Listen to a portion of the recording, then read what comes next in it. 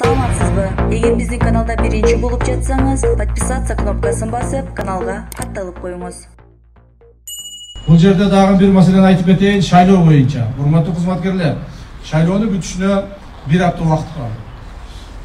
Мына 10 күндөн кийин шайлоо бүтөт, Кудай буйрса, мамлекетибиз тынчтык болот. Эми кайсы маалда болсо деле шайлоо болгон маалда кайсы бир деңгээлде мындай чыңалуулар жаралат, коомдо. Жаралып турат. Бирок быйылкы шайлоолорду көрүп атасыздар, эч кандай административ ресурс жок. Биз административ ресурсту урматтуу президентибиз Садыр Нуркожоевич Жапаровдун чыгарган указынын негизинде, тапшырмасынын негизинде тыйдык. Ошол колубуздан келди жана ошону тыялы. Бүгүнкү күндө шайлоодо административ ресурс колдонулган жок. Муну коомчулугубуз да көрүп турат, кандидаттар да көрүп турат, шайлоочулар дагы, шайлануучулар да көрүп турат. Бирок акыркы бир аптанын ичинде ушул шайлоону добушту сатуу жана сатып алуу процесси күчөшү мүмкүн. Жана ошо күчөй баштады. Кече эле бир мисалга айтайын, Бишкек шаарында бир кандидатты ушул маселе боюнча добуштар сатып алгандыгы боюнча шайлоодон четтетти. Борбордук шайлоо комиссиясы. Жана ушул маселе дагы күчөшү мүмкүн. Жерлерде күчөшү мүмкүн. Мына Өзгөн районунда дагы маалымат бар. Мына эртең биринчи күндөн баштап акча тарата баштайбыз. Ошол акчалар менен добуштар сатып алабыз деген маалыматтар бар. Ошолорду караңыздар.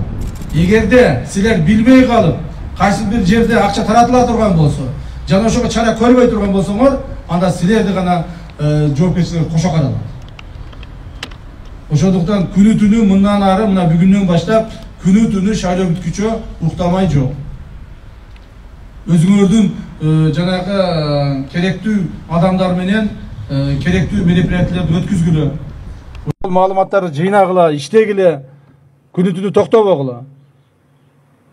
10 жерде таратылып аткан болсо, ошонун бир эле жердегисин токтотсоң, калган 9 жердегиси токтоп калат.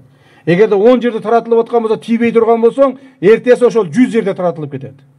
Мына ошо силердин ишиңердин результаты ошол болуш керек. Эч кандай шайлоочулардын добуш берүүсүнө административ ресурстун, акчанын же кайсыл бир адамдардын терс таасири болбош керек. Адам өзү келип, каалаганын тандап алсын. Каалаган кандидатын тандап алсын, каалаган адам депутат болсун. Эл тандаган, эл шайлаган депутат менен бүгүнкү бийлик иштөөгө даяр. Жана биз ошону аткарабыз. Элдин каалоосун биз жокко чыгара албайбыз. Элдин каалоосу менен биз эсептешебиз.